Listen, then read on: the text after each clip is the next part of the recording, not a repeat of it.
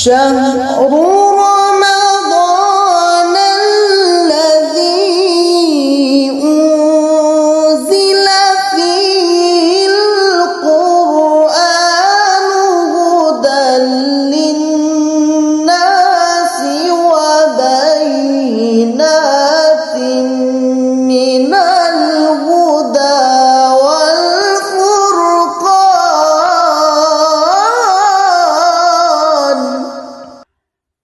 بسم اللہ الرحمن الرحیم۔ سیدنا کریم صلی اللہ علیہ وآلہ وسلم۔ معزز سامعین و ناظرین، رمضان المبارک اب نصف سے تجاوز کرتا جا رہا ہے اور اس کے ایام کم ہوتے چلے جا رہے ہیں۔ اللہ رب العزت کا معزز و مکرم مہمان جو ہمارے اوپر ذو فگن ہوا، ہم اس کی برکتوں سے شاد کام ہو رہے ہیں، اور آج 15 رمضان المبارک اور اس کی مناسبت سے ایمان اور عصر حاضر کے جن موضوعات پہ ہم گفتگو کر رہے ہیں ان میں ہمارا عنوان ہے فقہ حب الحیات، یعنی زندگی سے محبت اور دنیا سے ڈیل کیسے کرنا ہے۔ یہ ایک ایسا سوال ہے جو بہت سے نوجوان لوگ پوچھتے ہیں اور ان کے ذہن میں کھٹکتا ہے کہ ایک مومن اور مسلمان ہونے کی حیثیت سے اس دنیا کے ساتھ ہمارا انٹریکشن کیسا ہونا چاہیے، تعامل کیسا ہونا چاہیے۔ اس حوالے سے بھی دو نقطہ نظر پائے جاتے ہیں۔ ایک خالص دینی نقطہ نظر ایسا بھی ہے جو بڑا ریجڈ قسم کا ہے، جس میں یہ کہا جاتا ہے کہ جو دنیا ہے وہ حقیر ہے اور مردود ہے اور اس پہ لعنت کی گئی ہے، اور اس طرح کی گفتگو کر کے کوئی بھی کام جو دنیاوی زندگی سے تعلق رکھتا ہو اسے دین میں اہمیت دینا پسند نہیں کیا جاتا۔ یہ ہمارے ہاں ایک ایسی سوچ ہے جو دینی حلقے میں پائی جاتی ہے، اور وہ یہ سمجھتے ہیں کہ دنیا جو ہے اس کو بہت حقیر سمجھا گیا، اور یہ اس طرح کی نصوص جو ہیں وہ پڑھی جاتی ہیں کہ یہ اللہ رب العزت کے ہاں ایک مچھر کے پر جتنی حیثیت بھی نہیں رکھتی۔ اگرچہ اس طرح کی نصوص کا اپنا ایک سیاق و سباق اور ایک کنٹیکسٹ ہے، جس فریم میں اگر ان نصوص کو سمجھا جائے تو کوئی غلط فہمی پیدا نہ ہو، لیکن اس طرح کی احادیث اور متون اور روایات پڑھ کے پھر اس سے یہ معنی مستخرج کیا جاتا ہے کہ پھر تو ہمیں دنیا کے کسی کام کے اندر کسی معیار کا خیال نہیں رکھنا چاہیے، کسی اتقان کی بات نہیں کرنی چاہیے۔ جب اس کی کوئی حیثیت ہی نہیں ہے تو پھر اس دنیا میں لا ابالی طور پہ جو ایک مزاج ہے وہ ڈیولپ ہو جاتا ہے۔ تو آج ہم اس حوالے سے بات کریں گے کہ کیا دنیا کے کام کرتے ہوئے ہمیں معیار، اتقان، پختگی اور ان چیزوں کا خیال رکھنا چاہیے، یا یہی نقطہ نظر جو رائج ہے یہی درست ہے۔ اس حوالے سے حضور صلی اللہ علیہ وسلم کی یہ حدیث بہت قابل توجہ ہے۔ سرکار دو عالم صلی اللہ علیہ وآلہ وسلم نے ارشاد فرمایا، ان الدنیا حلوۃ خضرۃ، کہ یہ دنیا بڑی میٹھی اور سرسبز و شاداب ہے۔ وَإِنَّ اللَّهَ مُسْتَخْلِفُكُمْ فِيهَا، اور اللہ تعالیٰ نے تمہیں اس میں اپنا نائب اور خلیفہ مقرر کیا ہے۔ فَيَنْظُرَ كَيْفَ تَعْمَلُونَ، بس اللہ تعالیٰ یہ دیکھنا چاہتا ہے کہ تم اس میں کیسے اپنی ذمہ داریاں سر انجام دیتے ہو۔ تو اس حدیث پاک کی روشنی میں اگر دنیا کے ساتھ اپنے تعامل اور انٹریکشن کو دیکھا جائے اور اس کو متعین کیا جائے تو پھر اس سے تو یہی معنی سامنے آتا ہے کہ حضور نبی رحمت صلی اللہ علیہ وآلہ وسلم نے ہمیں بڑی احتیاط کے ساتھ، بڑی پختگی کے ساتھ، بڑی محنت کے ساتھ دنیاوی امور کو بھی سر انجام دینے کا حکم دیا ہے کہ انسان اپنے آپ کو خلیفۃ اللہ فی الارض اور اللہ رب العزت کا نائب سمجھ کر اپنی ذمہ داری محسوس کرتے ہوئے ہر کام کرے، اور کام چوری کا مظاہرہ نہ کرے، بلکہ ہر کام کو اس کے تمام تر آداب بجا لاتے ہوئے وہ اس کو سر انجام دے۔ تو یہ جو ایک کہا جاتا ہے کہ دنیا دناعت سے ہے اور یہ بہت حقیر چیز ہے اور دنیا سے دوری میں ہی غنیمت ہے، اور کیا اللہ تعالیٰ سے قرب کے لیے دنیا سے دوری ضروری ہے، تو یہ جو ایک پرسیپشن کریٹ کی گئی ہے کہ یا اللہ تعالیٰ سے قرب یا دنیا، تو اگر آپ دنیا کی طرف جائیں گے تو اللہ رب العزت سے دور ہوتے چلے جائیں گے، یہ ہر ایک معنی کے اعتبار سے درست نہیں ہے۔ بلکہ اگر آپ کوئی دنیاوی کام بھی سر انجام دیں گے لیکن اس میں آپ کا نقطہ نظر یہ ہو کہ آپ اللہ رب العزت کے خلیفہ کے طور پر جو ذمہ داری آپ کو سونپی گئی ہے اس ذمہ داری کو سر انجام دیتے ہوئے اس دنیا کا کام سر انجام دے رہے ہیں، چاہے وہ کوئی پودا لگانا ہو، چاہے وہ کوئی مدرسہ بنانا ہو، چاہے وہ کوئی سکول قائم کرنا ہو، وہ یونیورسٹی کوئی انسٹیٹیوشن قائم کرنا ہو، یا کسی بھی طرح کا کوئی دنیاوی کام ہو، تو اگر آپ کا نیت اور نقطہ نظر یہ ہے کہ میں اپنی بشری اور انسانی اور بحیثیت مسلمان ذمہ داری نبھا رہا ہوں، تو پھر اس میں آپ کو لا ابالی پن کا مظاہرہ کرنے کی اجازت نہیں ہے، پھر اس میں آپ کو کوئی ایسا رویہ اختیار کرنے کی اجازت نہیں ہے جو آئی ڈونٹ کیئر والا رویہ ہو کہ مجھے کوئی پرواہ نہیں اور میں دنیا کو کوئی حیثیت نہیں دیتا، بلکہ آپ کے ہر کام کو اسی معیار پہ پرکھا جائے گا کہ کیا آپ نے اللہ رب العزت کے حکم کے مطابق اس کام کو سر انجام دیا ہے یا نہیں دیا۔ سرکار دو عالم صلی اللہ علیہ وسلم کی حدیث ہے، ان اللہ یحب اذا عمل احدکم عملا ان یتقنہ، کہ اللہ تعالیٰ اس بات کو پسند فرماتا ہے کہ جب تم میں سے کوئی بندہ کوئی کام کرے تو اسے پوری پختگی کے ساتھ، پورے اتقان اور آداب کے ساتھ بجا لائے۔ ہم نے دنیا کے ساتھ یہ جو بے قدری والا رویہ اپنایا ہے، اسی کا ایک اثر یہ بھی ہے کہ میڈ ان پاکستان کی دنیا میں کوئی وقت نہیں، کیونکہ ہم اسی پرسپشن سے چیزوں کو بناتے ہیں کہ بھائی یہ بابر بعیش کوش کے عالم دوبارہ نیست، کہ ٹھیک ہے 2-4 دن کی زندگی ہے،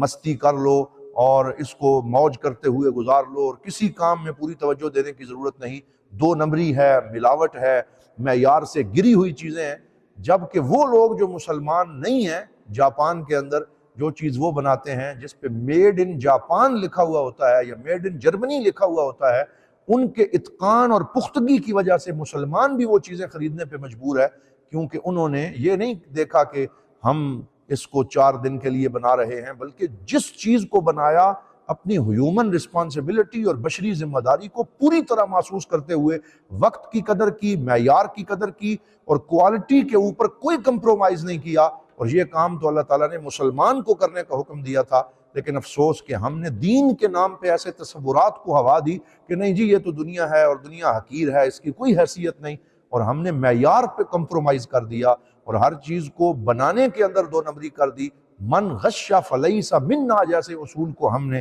پیش نظر نہ رکھا۔ تو حضرات محترم، یہ وہ دعوت فکر ہے جو آج ہم آپ کی خدمت میں پیش کرنا چاہتے ہیں، کہ حضور صلی اللہ علیہ وسلم کی احادیث کا مفہوم ہے کہ املا قلبک بالعمل وحب الحیات، کہ اپنی زندگی کو امید کے ساتھ بھرو اور زندگی سے محبت کر کے جیو، یعنی زندگی کو لا ابالی طور پہ نہ گزارو، بلکہ یہ 4 روزہ زندگی جو اللہ نے عطا فرمائی ہے، اس میں تم جو قدم بھی اٹھاؤ پورے وثوق کے ساتھ، پورے تیقن کے ساتھ آگے بڑھو، اور اس میں کسی طرح کی سستی غفلت کا مظاہرہ نہ کرو، بلکہ دنیا کے ساتھ بھی تمہاری ڈیلنگ پورے خلوص کے ساتھ ہونی چاہیے، کیونکہ اللہ تعالیٰ تمہارے دلوں کو دیکھتا ہے اور تمہاری نیتوں کو دیکھتا ہے۔ یہاں پہ ایک سوال پھر یہ بھی ہو سکتا ہے کہ آپ دنیا کو اتنی اہمیت دینے کی بات کرتے ہیں، جبکہ قرآن دوسری طرف یہ کہتا ہے کہ وَمَا الْحَيَاةُ الدُّنْيَا إِلَّا مَتَاعُ الْغُرُورِ، کہ یہ دنیاوی زندگی تو 2-4 دن کا یہ دھوکہ ہے اور یہ آنکھوں کی چمک دمک ہے، اور وَمَا الْحَيَاةُ الدُّنْيَا إِلَّا لَهْوٌ وَلَعِبٌ، اور قرآن تو فرماتا ہے کہ یہ دنیا کی زندگی کھیل کود ہے اور اس کو اہمیت نہ دینے کی بات کرتا ہے، جبکہ آپ یہ کہہ رہے ہیں کہ نہیں دنیا کو پوری اہمیت دینی ہے۔ تو پھر اس ظاہری تضاد اور کنٹراڈکشن کو ہم کیسے دور کریں گے؟ تو اس سوال کا جواب یہ ہے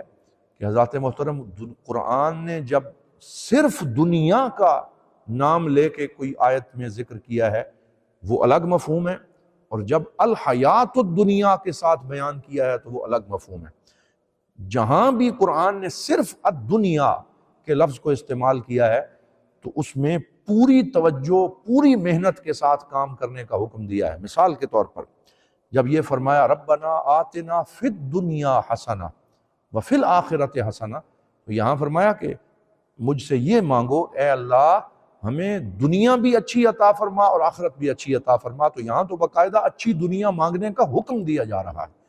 تو اس لیے اس چیز کو پیش نظر رکھنا بہت لازم ہے۔ دوسری آیت سنیں،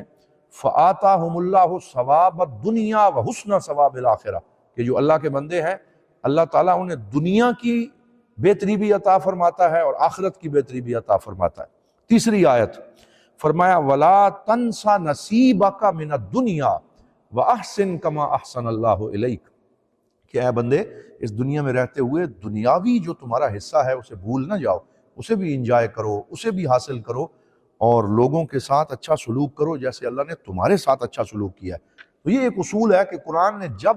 دنیا کی بات کی ہے تو اسے ڈی گریڈ نہیں کیا، بلکہ اسے پیرالل بیان کرتے ہوئے اس کی خیر مانگنے کا حکم بھی دیا ہے، اور فرمایا جو میرے بندے ہیں میں انہیں دنیا کی بھلائی بھی عطا فرماتا ہوں اور آخرت کی بھلائی بھی عطا فرماتا ہوں۔ تو جب حیات الدنیا کی بات کی ہے انورٹڈ کامز میں کہوں گا، اس وقت قرآن حکیم نے دنیا کے ساتھ ہمارے غلط تعامل کی مذمت کی ہے۔ یعنی وہ لوگ جو دنیا کے ساتھ اپنا تعامل اور اپنا سلوک کرتے ہوئے اللہ کو بھول جاتے ہیں، لہو و لعب میں مبتلا ہو جاتے ہیں، آخرت کو بھول جاتے ہیں، تو جہاں بھی الحیات الدنیا کی بات فرمائی ہے تو وہاں اس مفہوم کو پیش نظر رکھ کے مذمت کی ہے۔ جو آدمی آخرت پہ اور اللہ کی رضا پہ نظر رکھتے ہوئے اخلاص کے ساتھ دنیا کے کام کرتا ہے اس کی تو تعریف فرمائی ہے، لیکن جو الحیات الدنیا کو غفلت کے ساتھ اور لہو و لعب کے ساتھ اور بالکل ہی لاابالی پن کے ساتھ گزارتا ہے اس کی مذمت فرمائی ہے۔ تو یہاں پر ان دونوں چیزوں میں فرق کرنا ضروری ہے، کیونکہ دنیا کمرہ امتحان ہے، اور کمرہ امتحان اور ایگزام کا جو حال ہوتا ہے وہ اچھا یا برا نہیں ہوتا، بلکہ اس میں ہمارا جو رویہ ہوتا ہے وہ ہماری اچھائی یا برائی کو طے کرتا ہے۔ یہ دنیا تو کمرہ امتحان ہے، اور اگر ہم کمرہ امتحان کو ہی برا کہنا شروع کر دیں تو پھر یہ تو بالکل بھی انصاف کی بات نہ ہوگی۔ کمرہ امتحان کا کیا قصور ہے؟ اس کے اندر تو اچھے طریقے سے ہم نے حاضر ہونا ہے، اپنا پیپر حل کرنا ہے۔ اب اس پیپر حل کرنے میں اگر کوئی نقل لگانا شروع کر دے، اگر وہ مس یوز شروع کر دے، اگر وہ صحیح طریقے سے اپنا امتحان نہ دے، تو اس الحیات الدنیا کی مذمت کی گئی، وگرنہ اس امتحان کو حل کرتے ہوئے یہی دنیا ہماری آخرت کا راستہ ہے، یہی دنیا وہ گزرگاہ ہے جس سے گزر کے ہم نے اپنی آخرت تک پہنچنا ہے۔ تو اس کے اندر پوری توجہ کے ساتھ زندگی گزارنے کا حکم دیا جا رہا ہے۔ انی جاعل فی الارض خلیفہ کے اندر یہی مفہوم موجود ہے کہ ہم نے تمہیں اس زمین میں اپنا نائب مقرر کیا ہے، لہٰذا اس نیابت کا حق ادا کرتے ہوئے زندگی گزارو کہ جب تم یہاں سے جاؤ تو لوگ کہیں کہ اس نے زندگی میں اپنا کنٹریبیوشن اور اپنا حصہ ڈالا ہے، زندگی کو خوبصورت اور کامیاب بنانے میں، اور دوسرے لوگوں کی راحت کے لیے اس نے اہتمام کیا ہے، یہ صرف اپنے پیٹ کی خاطر نہیں جیا بلکہ دوسروں کی خاطر اس نے محنت کی ہے۔ تو یہ مفہوم جو ہے اسے پیش نظر رکھو۔ تو دنیا کا یہ تصور جو ہے اس کو سمجھنے کے لیے ایک بندہ مومن کو بہت شعوری طور پہ محنت کرنے کی ضرورت ہے، اور ہمارے لاشعور میں یہ جو ایک پیغام چلا گیا ہے کہ نہیں دنیا حقیر ہے، اس نے ہمیں پوری دنیا کے اندر بہت پستی اور زوال کا شکار کر دیا ہے، اور ہم نے یہ کہیں اپنے اندر طے کر دیا ہے کہ دنیا تو یورپ اور امریکہ اور ان لوگوں کی ہے، اور ہم تو بیک ڈور سے آنے والے لوگ ہیں، اور فرنٹ لائنیں ہماری ہیں ہی نہیں، اور ہم اندر سے جیسے خود ہی شکست تسلیم کر چکے ہیں۔ تو جب ہم اپنی پرسیپشن اور اپنے تصورات کو تبدیل کر کے صحیح قرآنی تصورات کو سامنے لے کے آئیں گے اور پھر اس طریقے سے دنیا کے ساتھ اپنا تعامل کریں گے، تو انشاءاللہ پھر سے ہمیں وہ مقام حاصل ہوگا جس کو اللہ رب العزت نے اس آیت میں بیان فرمایا، ثم جعلناکم خلائف فی الارض لننظر کیف تعملون، پھر ہم نے تمہیں زمین میں اپنا خلیفہ اور نائب مقرر کیا تاکہ ہم دیکھیں کہ تم اس میں کیسے عمل کرتے ہو، اور پھر اس کے مطابق ہمیں تمہیں امامت کا، حکمرانی کا جو ہے وہ یہاں پہ شرف عطا فرمائیں۔ جیسے اللہ تعالیٰ نے فرمایا لَيَسْتَخْلِفَنَّهُمْ فِي الْأَرْضِ كَمَا اسْتَخْلَفَ الَّذِينَ مِن قَبْلِهِمْ، ہم ضرور اپنے بندوں کو اس زمین میں حکمرانی عطا فرمائیں گے جیسے ہم نے پہلے بندوں کو حکمرانی عطا فرمائی۔ تو یہ تو زمین میں استخلاف کی بات ہے، خلافت کی بات ہے، حکمرانی کی بات ہے، لیڈنگ کی بات ہے، اور آگے بڑھ کے قائدانہ کردار ادا کرنے کی بات اور وعدہ اللہ رب العزت فرما رہا ہے۔ اس لیے آج کے اس پروگرام کا جو کرکس ہے وہ یہی ہے کہ آئیے سیرت النبی صلی اللہ علیہ وسلم کو سمجھتے ہوئے دنیاوی معاملات کے اندر بھی اسی اخلاص اور محنت سے اپنے کام سر انجام دیں جیسے ہم اپنی آخرت کے لیے کرتے ہیں، کیونکہ الدنیا مزرعۃ الآخرہ، دنیا ہی آخرت کے لیے ایک کھیتی ہے، جو کام ہم یہاں کرتے ہیں اسی کا پھل ہمیں آخرت میں ملے گا۔ تو اگر ہم یہاں پہ پورے خلوص کے ساتھ جو کام کریں گے وہ انسانیت کی بھلائی کی نیت سے کریں گے اور اخلاص اور الہیت سے کریں گے، تو ہماری آخرت جو ہے وہ بھی اسی دنیا کی وجہ سے بہتر ہوتی چلی جائے گی۔ حضور نبی رحمت صلی اللہ علیہ وآلہ وسلم کی حدیث پاک، حبب الی من دنیاکم ثلاث، تمہاری اس دنیا سے 3 چیزوں کی محبت مجھے عطا کی گئی، یا 3 چیزیں مجھے محبوب ہیں، جن میں سے ایک الطیب، خوشبو، اس دنیا کی خوشبو کو حضور نے پسند فرمایا، اور آپ خوشبو کا ہمیشہ اہتمام فرماتے تھے۔ تو دنیا سے اس جمالیاتی ذوق کے ساتھ جینا کہ انسان اچھے لباس کا اہتمام کرے، خوشبو کا اہتمام کرے، صاف ستھرا رہے، نفاست کا دھیان رکھے، جو اس کے قریب آئے اس سے ایک اچھی وائبس اور خوشبو آئے۔ تو فرمایا مجھے خوشبو والنساء، اور خواتین سے حسن و سلوک کرنا، یہ مجھے محبوب ہے۔ وقرۃ عینی فی الصلاۃ، اور میری آنکھوں کی ٹھنڈک نماز میں ہے۔ تو اس ایک حدیث میں حضور صلی اللہ علیہ وسلم نے آخرت اور عبادت اور دنیا کے تصور کو یکجا کر دیا، اور فرمایا 3 چیزیں مجھے محبوب ہیں، خوشبو، خواتین سے حسن تعامل اور اچھا سلوک، اور اس کے ساتھ ساتھ فرمایا کہ میری آنکھوں کی ٹھنڈک نماز میں ہے۔ ایک حدیث میں فرمایا نعم المال الصالح للرجل الصالح، کتنا ہی اچھا ہے نیک مال نیک بندے کے لیے۔ تو دنیاوی مال و دولت اگر اچھائی اور حلال طیب طریقے سے حاصل کیا جائے تو فرمایا یہ تو بہت اچھی چیز ہے کہ جتنا تمہارے پاس مال ہوگا، طیب مال ہوگا، تم لوگوں کے لیے بھی آسانیاں پیدا کرو گے، اور تمہاری اپنی زندگی بھی اس سے آسان ہوتی چلی جائے گی۔ کان یجہز لزوجاتہ میزانیۃ السنہ، یہ بھی احادیث میں آیا ہے کہ حضور صلی اللہ علیہ وسلم اپنی ازواج مطہرات کے لیے سال کا جو ایک میزانیہ ہے، یعنی جو مال غنیمت اور خمس آتا تھا، اس میں سے پورے سال کا حصہ انہیں عطا فرماتے تھے کہ یہ ان کے لیے سال کا حصہ ہے، اس سے ان کا بجٹ چلے گا۔ تو یہ جو ہم اپنے لیے ایک سال یا زندگی کا ایک طے کر لیتے ہیں کہ کیسے ہمارے گھر کا بجٹ چلے گا اور کیسے ہم نے اپنی معیشت اور معاشیات کو چلانا ہے، یہ بھی ہمیں سرکار دو عالم صلی اللہ علیہ وسلم کی سیرت سے سبق ملتا ہے۔ حضور نے تجارت فرمائی، سیدہ خدیجہ کا مال لے کے شام گئے، تجارت کرنا، خرید و فروخت کرنا، دنیاوی معاملات کے اندر زیادہ نفع کمانا، یہ سب بھی سرکار دو عالم صلی اللہ علیہ وسلم کی سیرت سے ہے۔ پھر آپ یہ دیکھیں ذرا کہ اگر دنیا کے ساتھ اسی سوچ سے تعامل صحابہ کرام بھی کرتے، اور حضرت سیدنا عمر فاروق، حضرت سعد بن ابی وقاص، حضرت سیدنا ابو عبیدہ بن الجراح، حضرت سیدنا زید بن ثابت، اور وہ بڑے بڑے لیڈر صحابی جنہوں نے ملک فتح کیے ہیں، اگر ان کی بھی یہی سوچ ہوتی کہ دنیا بھائی جتنی ہے ٹھیک ہے، حقیر ہے، اس کی کوئی ضرورت نہیں، تو پھر تو وہ مدینے سے ہی باہر نہ نکلتے، اور اسلامی سرحد کبھی بھی اتنی نہ پھیلتی جتنی حضرت فاروق اعظم کے دور میں پھیلی۔ لیکن وہ مدینہ سے نکلے، وہ قادسیہ تک پہنچے، وہ عراق تک پہنچے، انہوں نے ایران اور شام کو فتح کیا، حتیٰ کہ طارق بن زیاد جو ہیں وہ اندلس اور غرناطہ تک جا پہنچے، اور بحر ظلمات میں گھوڑے دوڑاتے ہوئے انہوں نے اسپین تک کی علاقوں کو فتح کیا، وہاں مساجد تعمیر کی، وہاں بازار قائم کیے، وہاں راستے کشادہ کیے، اور زندگی کو ایسے جی کے دکھایا کہ پھر آج تک پوری دنیا ان کی مثالیں دیتی ہے کہ وہ سکسیسفل سٹوریز تھے، وہ کامیاب لوگ تھے۔ تو حضرات محترم، انہوں نے سرکار دو عالم صلی اللہ علیہ وسلم کی سیرت سے سمجھ لیا تھا کہ how to deal with the world, کہ ہم نے اس دنیا سے کیسے ڈیل کرنا ہے اور کیسے حسن سلوک کے ساتھ اور کامیابی کے ساتھ آگے بڑھنا ہے۔ حتیٰ کہ سب سے زیادہ مسلمان میرے عزیز دوستو انڈونیشیا میں ہیں، یعنی جو ایک ملکوں کے اعتبار سے اگر ہم آبادی کا جائزہ لیں تو بطور پاپولیشن اور آبادی کے سب سے زیادہ مسلمان پاپولیشن انڈونیشیا کی ہے۔ آپ پڑھ لیں کہ انڈونیشیا ایک جزیرہ نما ملک ہے، وہ کسی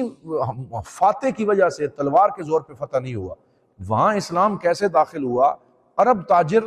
اپنا سامان تجارت لے کے انڈونیشیا میں داخل ہوئے، اور انہوں نے کہا کہ تجارت تو کرنی ہی ہے لیکن ہم ساتھ تجارت کرتے کرتے دین کی تبلیغ بھی کریں گے۔ تو انہوں نے اپنے حسن سلوک کے ساتھ معیاری چیزوں کو بیچا، ان سے جنہوں نے چیزیں خریدی انہوں نے کہا یار تم کیسے لوگ ہو کہ قیمت مناسب لیتے ہو، چیز 1 نمبر دیتے ہو، بہترین تمہاری ڈیلنگ ہے۔ تو ان کے حسن اخلاق سے متاثر ہو کے انڈونیشیا کے ابتدائی لوگ مسلمان ہوئے، اور پھر اسلام وہاں پہ اخلاق کی وجہ سے پھیلتا چلا گیا۔ تو یہ بھی وہ تاجر لوگ تھے جو دنیا کے ساتھ تعامل کو جانتے تھے، ان کی وجہ سے پورے انڈونیشیا کے اندر اسلام پھیل گیا، اور آج تک اسلام وہاں پہ جس طریقے سے ہے، اگر آپ انڈونیشیا اور ملائیشیا کے اجتماعات دیکھیں کہ وہاں کتنے بڑے مسلمانوں کے اجتماعات ہوتے ہیں، ایک ایک اجتماع کو دیکھ کے اسلام کی شان و شوکت کا اظہار ہوتا ہے۔ ان کی نماز عید کا اگر ایک اجتماع دیکھ لیا جائے تو انسان حیرت سے دنگ رہ جاتا ہے کہ اتنے لاکھوں مسلمان ایک میدان میں جمع ہیں، وہاں اسلام کی طاقت نظر آتی ہے۔ لیکن وہاں جو اسلام پہنچا ہے وہ عرب تاجروں نے پہنچایا ہے اپنی ڈیلنگ، اپنے حسن اخلاق کی وجہ سے۔ ایک کتاب ہے اور اس کا نام ہے ناجحون اکثر مرحن، کہ جو کامیاب لوگ ہیں وہ زیادہ ایسے لوگ ہیں جو زندگی کی حقیقت کو جاننے والے اور بڑی ریلیکس زندگی گزارنے والے ہیں۔ اور اس کتاب کے اندر انہوں نے یہ بھی لکھا ہے کہ ہاؤ ٹو تھنک، کہ کیسے سوچنا ہے، کیسے کامیابی کی طرف قدم آگے بڑھانا ہے، اور اس میں کامیاب لوگوں کی صفات جو ہیں ان کو بھی لکھا گیا ہے، اور یہ اردو ترجمے کے ساتھ بھی موجود ہے اور عربی اور انگلش ترجمہ بھی اس کا موجود ہے۔ تو اس طرح کی کتب کو پڑھنا اور پھر حسن تفاعل اور جو ایک اچھا شگون ہے اس کو لیتے ہوئے زندگی گزارنا، اس کا ہمیں درس دیا گیا۔ تو حضرات محترم، آج کے پروگرام میں ہم نے دنیا کے حوالے سے ایک بندہ مومن کا نقطہ نظر کیا ہونا چاہیے، اور کیا واقعی اس کو بالکل حقیر سمجھ کے اس کے ساتھ ڈیلنگ کرنی چاہیے، یا اس میں پوری محنت کے ساتھ سٹرگل کرنی چاہیے کہ یہی آخرت کی کھیتی بن جائے۔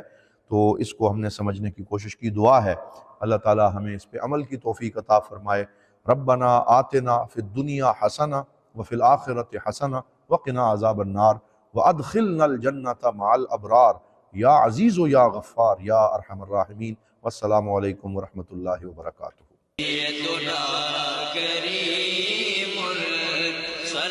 دارالعلوم محمدیہ غوثیہ بھیرا شریف دینی اور عصری تعلیم کا بے مثال ادارہ ہے، جہاں عصر حاضر کے تقاضوں کے مطابق قرآن و سنت کی تعلیم دی جاتی ہے،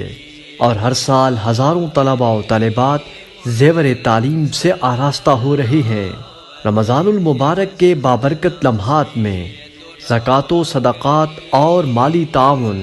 اس عظیم ادارے تک پہنچا کر اس مشن میں اپنا حصہ ڈالیں۔ درجہ ذیل اکاؤنٹس پر اپنا تعاون ارسال فرمائیں۔